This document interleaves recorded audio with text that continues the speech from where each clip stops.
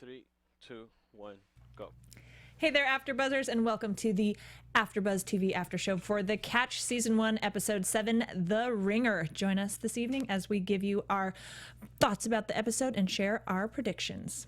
You're tuning into the destination for TV superfan discussion, AfterBuzz TV.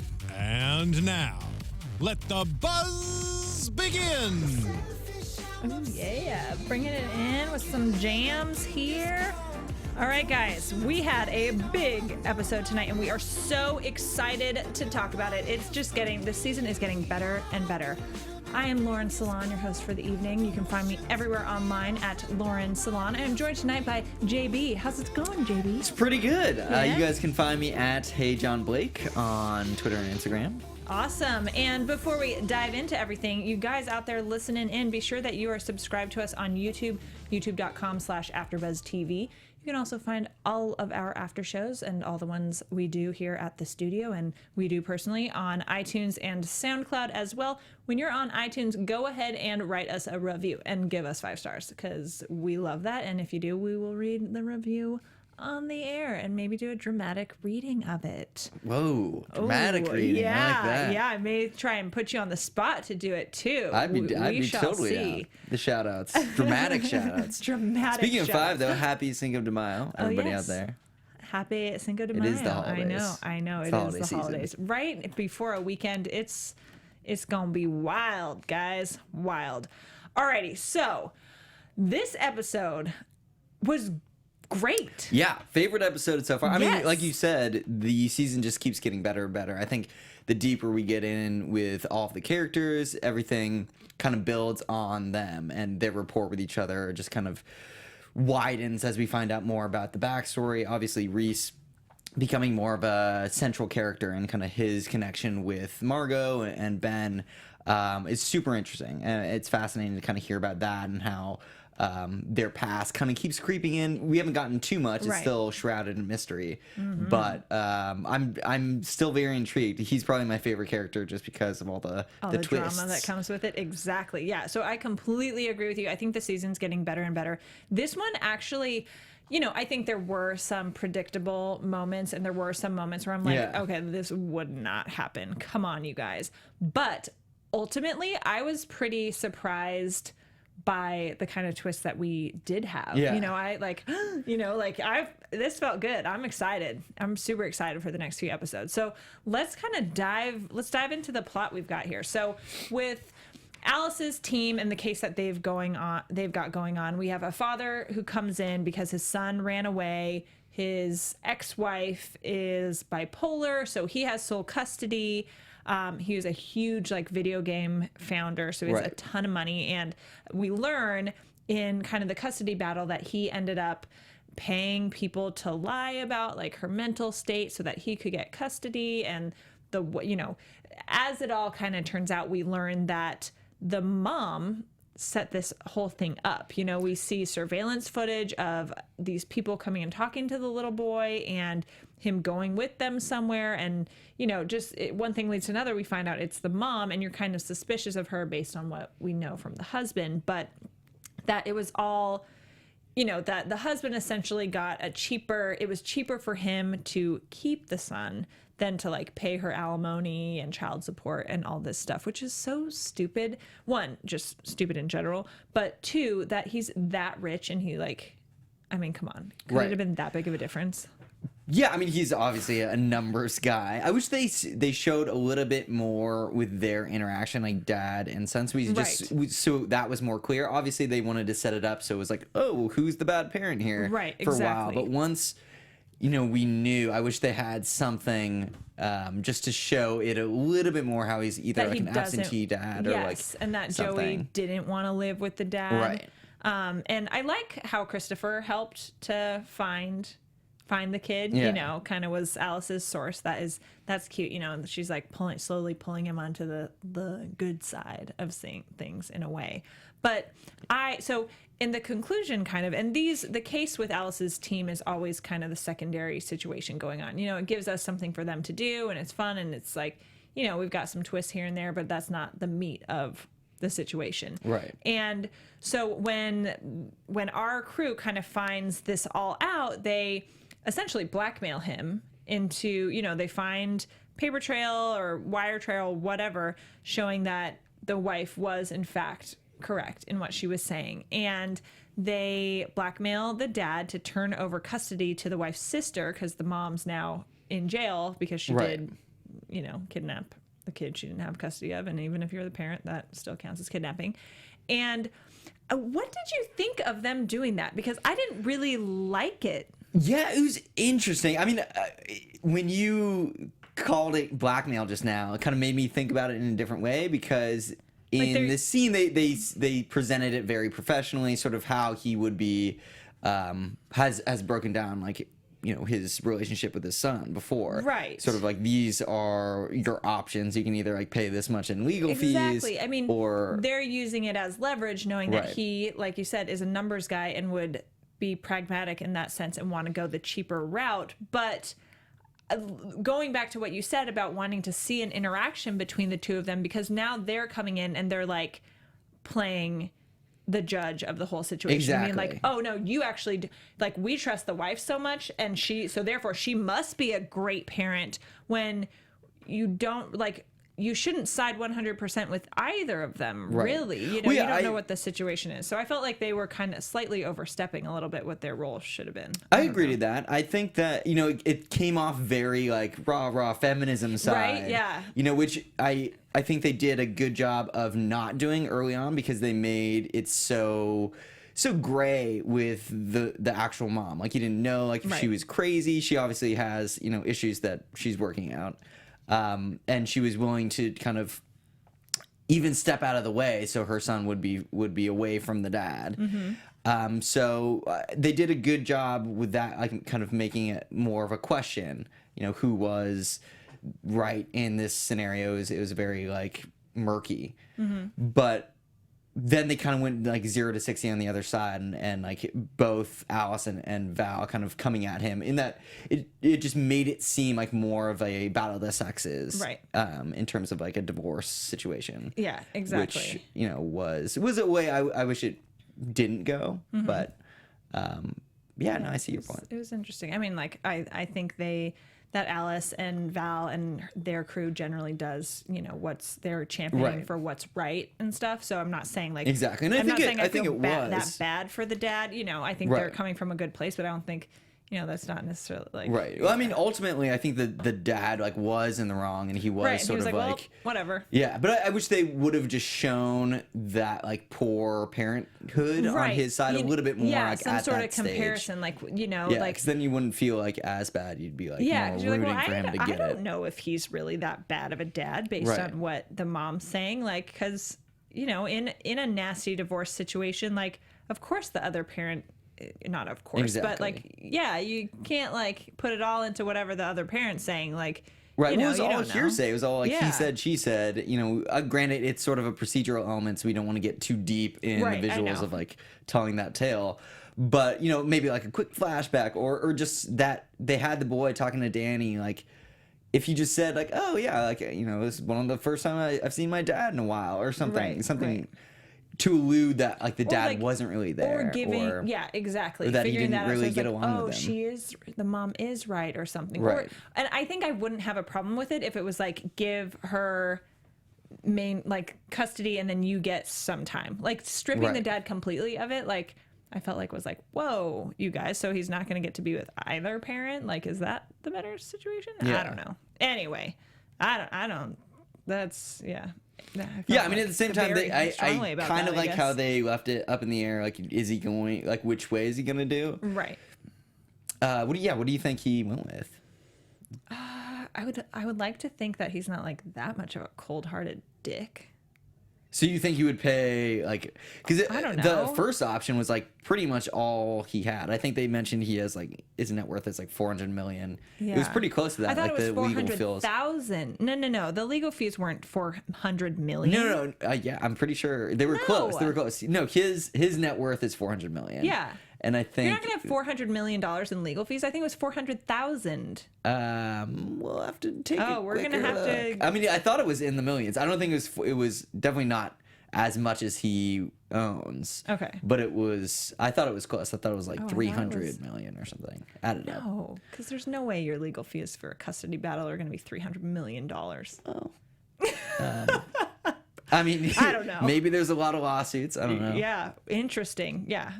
But He bribed like several people, so I you know, that would so definitely there are add a up. lot of different charters. Anyway, that is not even the least, the sorry. most important But we situation. We're digress. getting into it, I know.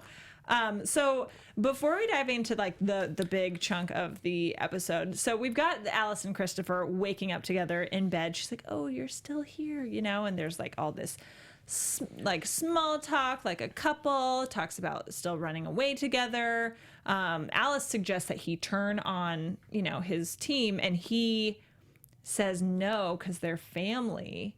You know, he's Right. like, "Oh, they're my like Val and Danny and Sophie," you know, essentially. And so she ends up cutting it off. She's like, "Okay, well, you can't like call me anymore, like, you know, I need to be out of this because this isn't good for me." Like, so and Right. I liked her saying that, like, okay, you know what, I need to like self-love here, you know, like I gotta like take care of me, and you're not good for me, you know, you're a bad thing in my life, even though I love you and we just had sex and we're gonna have sex in 5 seconds again. We'll break up sex. Yeah, you know, can't deny and that. exactly. So they, you know, hop right in bed again together. And once he leaves, she calls Dow, and I almost thought she was gonna in some way turn him in, which I know is kind of a stupid thought on my part. Right. Like, obviously she's not gonna do that, but she ends up pretty much orchestrating, which we see later, that she wants to like rescue Christopher from this situation by having her firm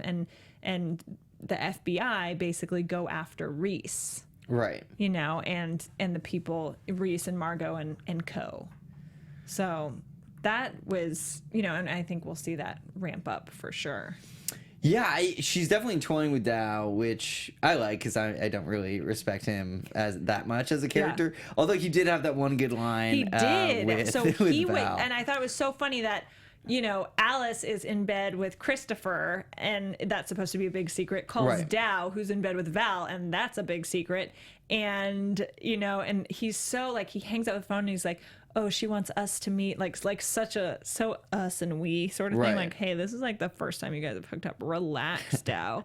And but I did kind of enjoy their Val and Dow's dynamic. Right. Well, I like how I thought they it was flirty and clearly kind of believable. Yeah, no, I you know? think they much better make a better like they're much better now than before. Yeah, and that line, like you said, you know, she's like, "What this? Don't make this into a thing. This is not a thing. This is strictly rebound sex." And he's like, "How long were you married?" And she's like, 10 years or something. "Well, you're gonna need a lot of rebound sex then." Pretty good Touche. line, Dow. Touche, Not Dow. too shabby. Yeah, and so I liked seeing him kind of jokey and like, Right. not Well, yeah, so, he just seemed like more intense relaxed FBI and man. not as like fumbling. It was like, Yeah. you know, he is a little, you know, he's got some sly moves up his sleeves. Yeah, there we go.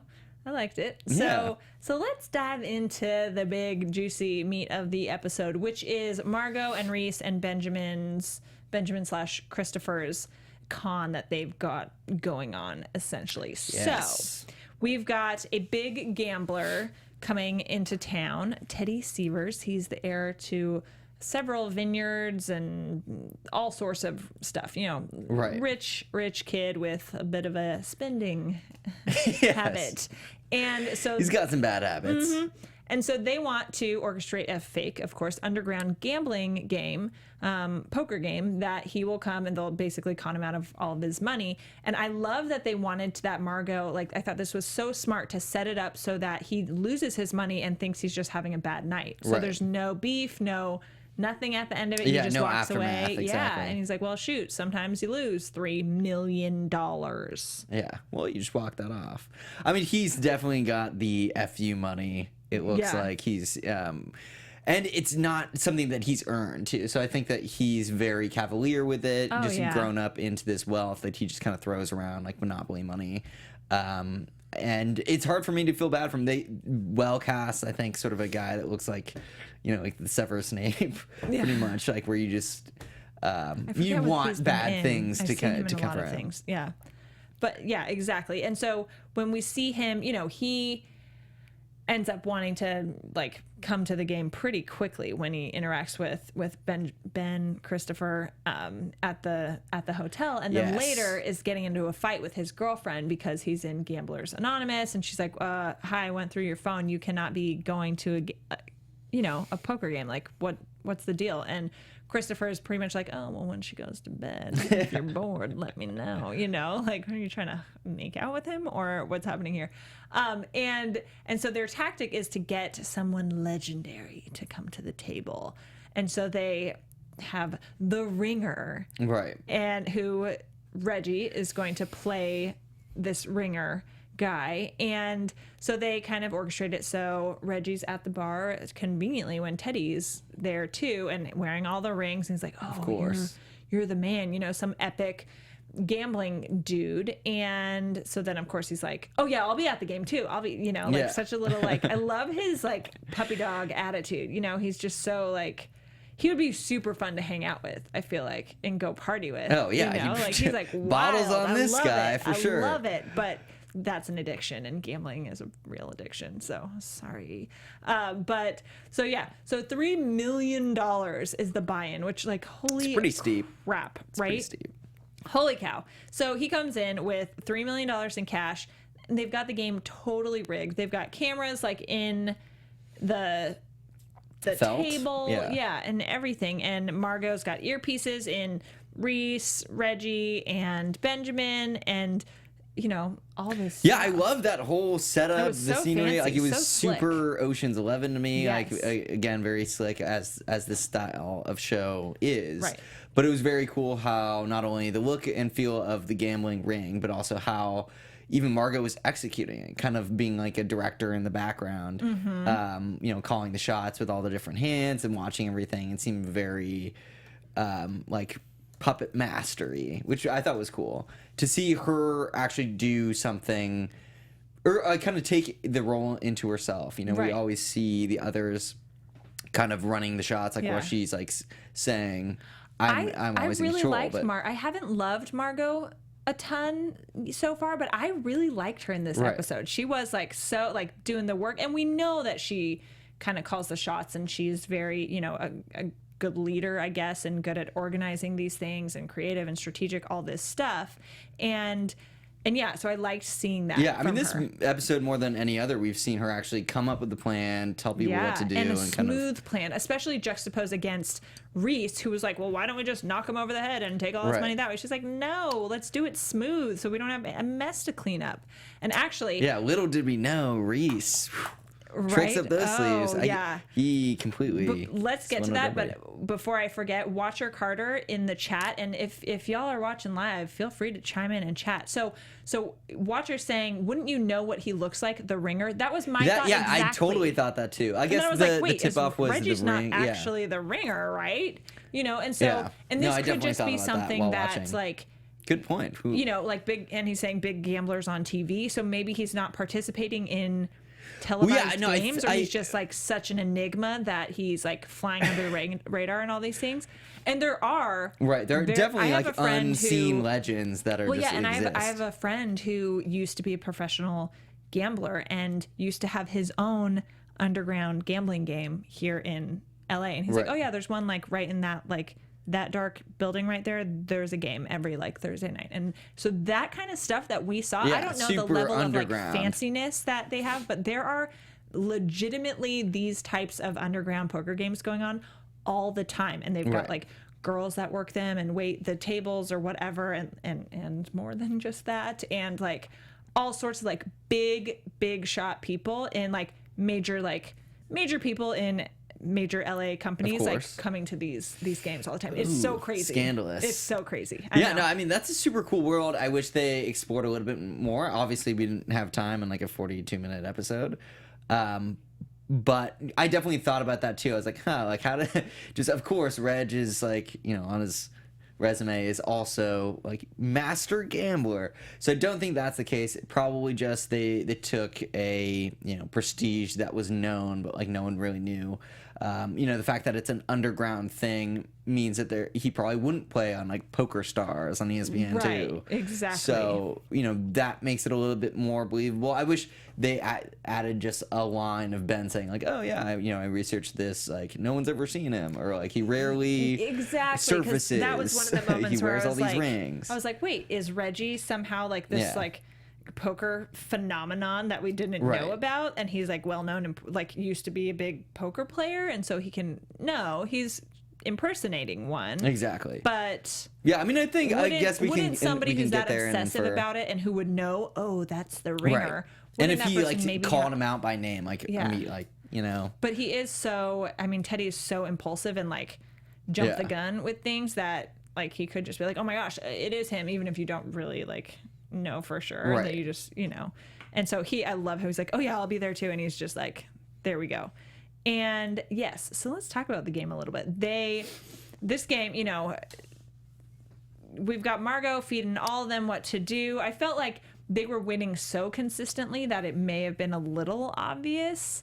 But yeah, I was wondering if they were gonna throw him like let him win a little bit. Yeah, just so he didn't like feel like he was only losing. Right. Because they had a quick little montage of it, but it seemed like they were just taking all of his money. Exactly. Until Reese like just spilled tequila everywhere. Yeah. So Reese. Oh, and I thought he was.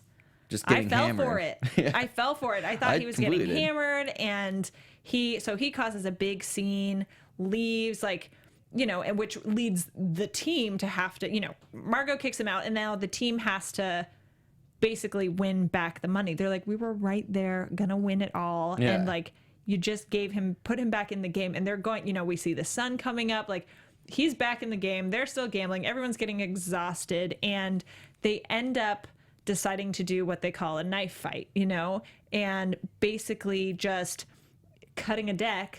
Whoever draws the highest card wins. Like, holy crap. I'm sorry, because poker takes some strategy. Poker takes strategy and skill. Picking up a card like that, like you're just leaving it up to whatever. Yeah. Complete chance. And when Teddy is like, well, why don't we use a fresh deck then? And pulls out a deck from his own pocket. I didn't think that he would have any sort of like trick with that. The thought definitely crossed my mind. Like, that he had it rigged? like he's got a deck. Yeah. How can we trust this new kid on the sort of the game-ending con? Zero chance that an underground poker game would let that happen. I'm sorry, nobody would let you bring in your own deck and decide the whole thing. Not at all. Definitely felt weird that they were so quick to be like, oh yeah, your new deck, no problem. Right. Like, I'm sure it's legit. They would have been like, no, here, we're going to give this to someone to take a look at. I'm sorry. Like, that would not have happened. So that was one moment I was like, no. And so Teddy picks a king. So Reggie draws first, I think. Teddy picks a king, and then we're like, well, shit, like, Ben's not going to pick an ace, picks an ace, and you see on Teddy's face, that's when I thought, oh, maybe it was rigged somehow, because he picks an ace and Teddy's kind of like, oh crap, how did that happen? That wasn't supposed to happen. I thought for a second that he was going to get like pissed that, it was a rigged deck, and he was going to call him out for like, oh, there's no aces in that deck or something. And then like, something like that. And then I'm like, oh my gosh, Christopher pulled it on like pure luck. And like, I'm such a sucker. Like, I fell for that too. And then of course we learn it was like, the cheap card tricks, of course. And so which I originally thought that was like sort of like like just kind of a cop out to get a solution quickly. Mm-hmm. But in the mix of everything, of all the layers of different cons that are going on, especially with Reese there at the end, it definitely fit more as sort of a quick little button to that scene, because there's so much more going on outside of that. Right. Like, cons on top of cons. Like, everything can't be so complex. It's nice to have a little bit of a break and a little bit of a simpler answer. Like, okay, like, exactly. At the end of the day, it was just sort of a sleight of hand that won everything after this whole elaborate plan with all these all cameras night, and playing like poker, yeah. all this stuff. Yeah. Yeah, it was literally daytime by the time they Right? got out. Exactly. And Teddy like cracks up and he's like, what are the odds? Like, awesome, you know, like thinks it's hilarious. And what, $3 million, not that big of a deal for him. And so he just like trots out, you know, and they all, a huge sigh of relief, of course. And I did love how, you know, Margot at the end were like, we did this so well. Like, he left, we just got his $3 million. He's none the wiser. And he left happy, you know, like this. Yeah. Whew, that was a lot of work, but we did it. Like, good job, team. And so they decide to take their little celebratory shot there and realize that it's water. It's water. Yeah, I did not see that coming. Cons That was cons. definitely my favorite twist, I think, of the season, because, you know, although we haven't known Reese for very long, he's always sort of been the partying guy and like the bad influence. Yes. And it seemed like classic behavior to just get blacked out and ruin everything. Especially since he wasn't running point on this particular job. Like, he kind of took a back seat and was just kind of there executing whatever Margot said.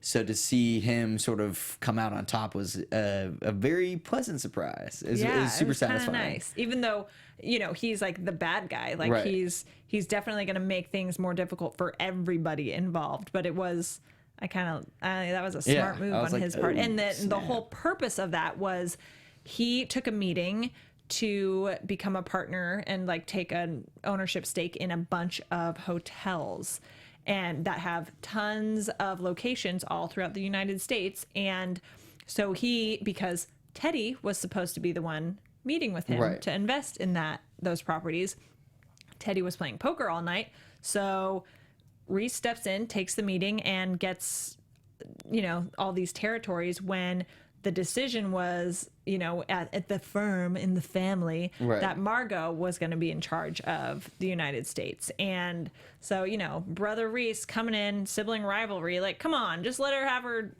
stuff, you know? Like, quit being such a jerk. But, and then in that whole situation, we find that, or not we find, I mean, Reese basically just tells Margot that, oh, you know, I'm not what cost you America, you know, it's Benjamin and it's Alice. Here, you know, this chick that cost you everything because, you know, Benjamin's still all wrapped up in that. And so that's a whole another big, not twist necessarily, but another big kind of expose we have. It was, and for Margot to not see that coming, I mean, maybe she's just so close to it where she just trusts Ben so much where she's not looking for the issues. But it's interesting that so many times Ben has been with Alice and kind of runs off with her and like spends nights with her, that she hasn't picked up on it. Right. You know, she obviously has the ability to kind of snake into whatever psych office Alice visits is going to, but she can't sort of see what's right in front of her. Obviously, Reese finds out very quickly and is able to take photos of them, you know, without being seen. So, you know, they're not being that careful. They're meeting in public, like they're just at a park most times. So it was interesting for me that she wasn't aware of it, and she was so blindsided by that. But you know, at the end of the day, like you can't watch everybody. She's obviously involved in her own thing, and she might have just trusted Ben. And exactly, and with what we know about Ben and his feelings toward them and relationship with them, that he does view them as family. Yeah. You know, so she, I think, would never think that he would turn on them. You know.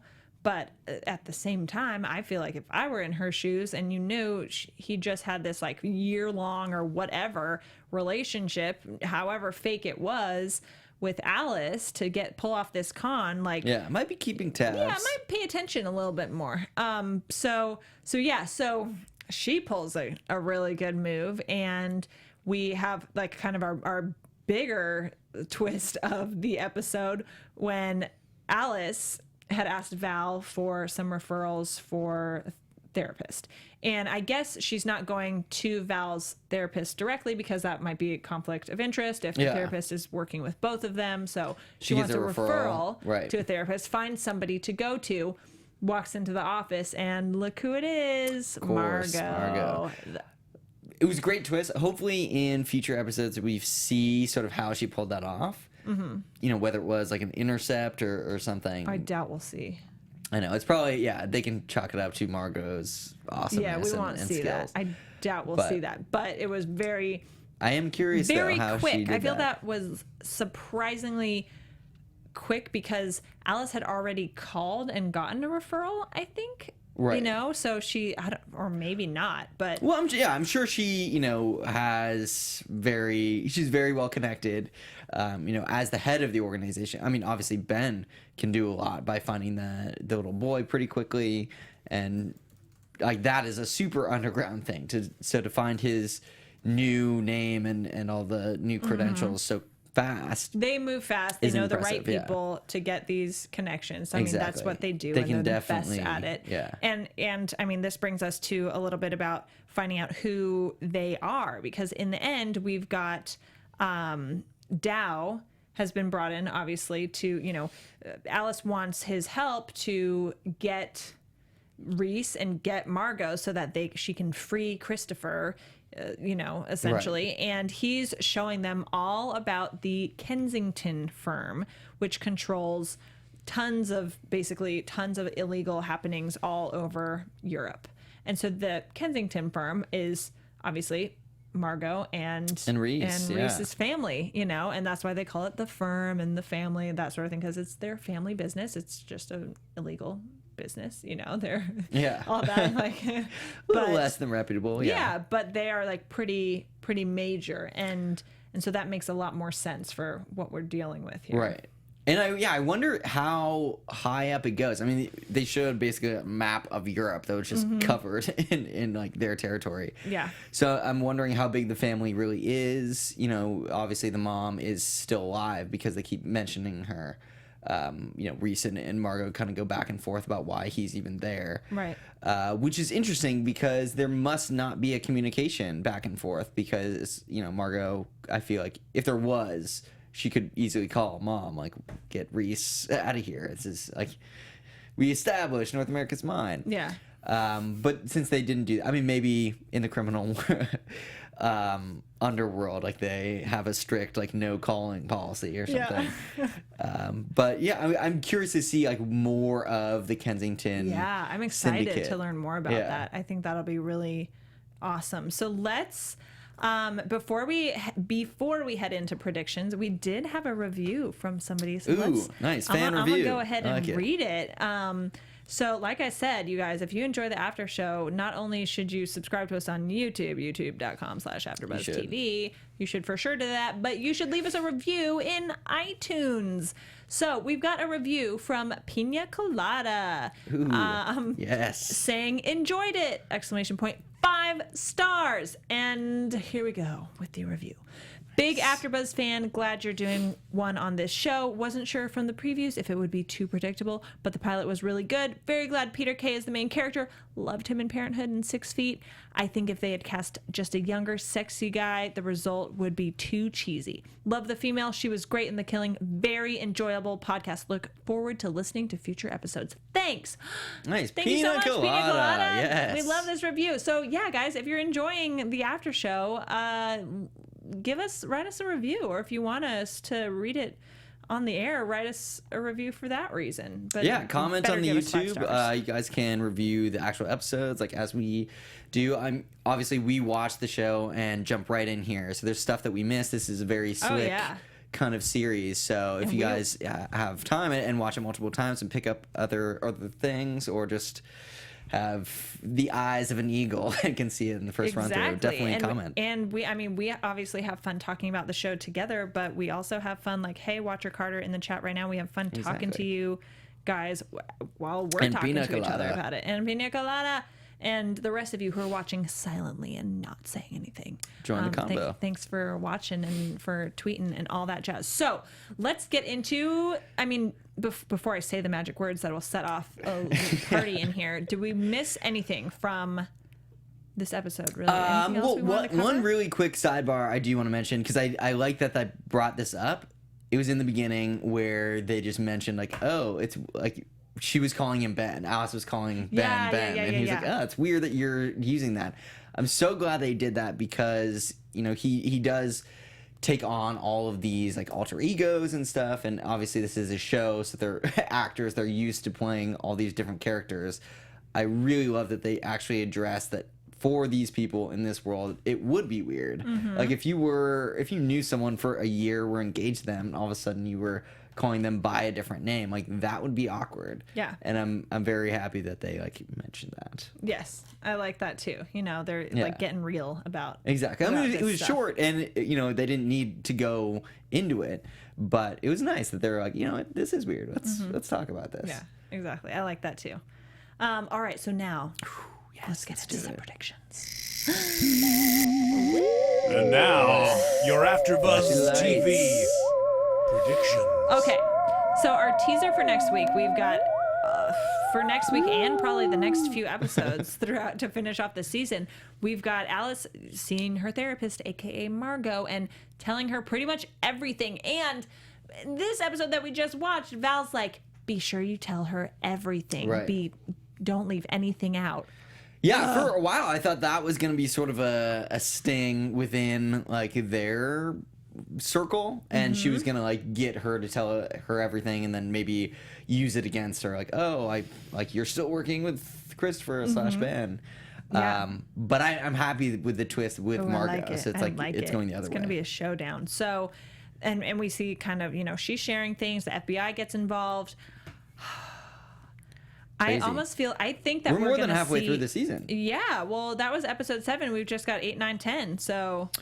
Oh, I thought it was 13 episodes. Is it only 10? I'm pretty sure it's 10 actually on IMDb. Well, then we don't have that many more. Like on Snap. Wikipedia, it was saying only 10.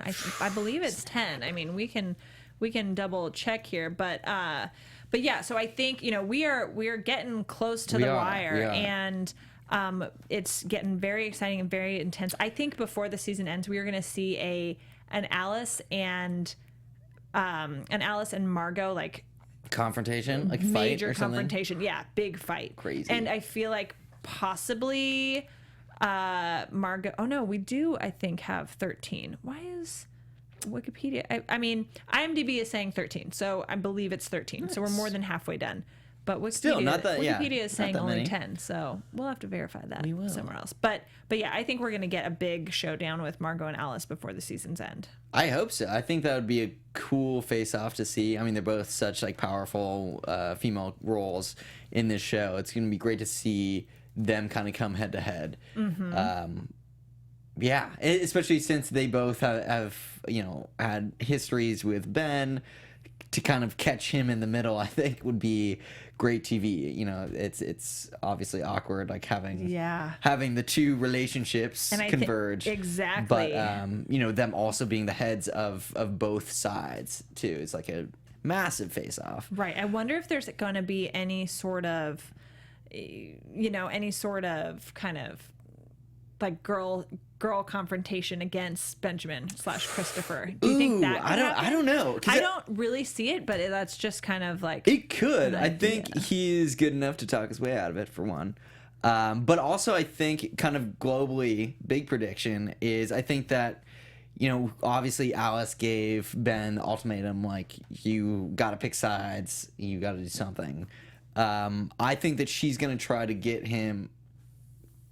Alice is going to try to get Ben over to her side and maybe work with her to like catch other people, like other syndicates and stuff. Well, and that's what Watcher Carter was saying that in the chat, that Christopher would never be happy being normal, and I agree with that. I don't think he'd be happy being normal at all, but I think he could be happy being on their side and helping catch bad guys using the same tactics exactly, that he really uses. Catch Me If You Can. He kind of does that at the end. Leo DiCaprio's character works with Tom Hanks and sort of uses his skills for good. Maybe that's like a long-term play that they would do for like a series finale. Right. Because it's fun like watching them on the other side and watching Ben like steal stuff. Yeah, exactly. So I think we're in for, I think the season's just going to get more and more intense as things go on, especially now with this, like, Margot know. Alice Oh, situation. man, I kind of love it. So I hope it delivers. I think it will. It's getting pretty solid. So I'm excited for things. Very exciting stuff. All right. And with that, I think we are wrapping up for the evening. You guys, thank you so much for watching live with us, for tuning in here on YouTube, for watching not live with us. And you guys, throughout the week, tweet to us, comment on the YouTube video here, leave us a review in iTunes, all that jazz. We want to hear what you guys think of the after show and each episode, all that stuff.